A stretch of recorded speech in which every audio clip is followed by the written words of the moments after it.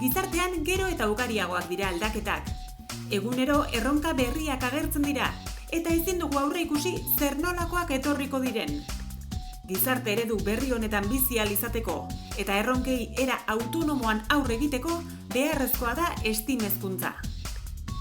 Zientzia, teknologia, ingeniaritza, artea eta matematikak diziplinartekotasunean landuko dituen hezkuntza da STEAM hezkuntza. Edukiez harago, STEAM konpetentziak garatuko dituzte, 21. mendeko konpetentziekin batera. Arazoei aurre egiteko gaitasuna, talde-lana, pentsamendu kritikoa, komunikatzeko gaitasuna.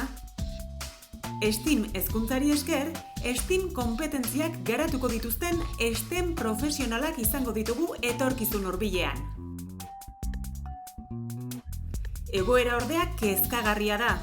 Dagoeneko handia da STEM profesionalen beharra, eta etorkizunera begira ere handia izango dela aurre ikusten da. Izan ere, beranzko joeran jarraitzen du halako ikasketa eta lanbideak hautatzen dituzten gazteen kopuru baxuak. Eustaten datuak dira hauek. Azken urteotan, beranzko joera hartu du unibertsitatean STEAM ikasketak hautatzen dituzten ikasleen kopuruak. Nazioarteko datuen antzera, Euskal Autonomia Erkidegoan ere neskei erreparatu behar diegu batik bat.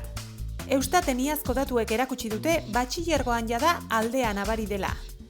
Neskek joera handiagoa dute hezkuntzarekin, osasunarekin, ongizatearekin eta giza zientziekin lotutako ikasketak aukeratzeko.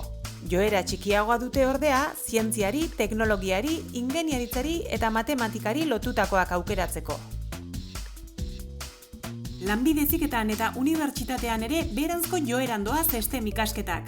Eta emakumeen artean 21% eta 9% hautatzen ditu urrenez urren. Gainera, STEM ikasketen barruan osasun zientziak eta zientzia orokorrak hautatzen dituzte. Ez ordea ikasketa zientifiko teknologikoak.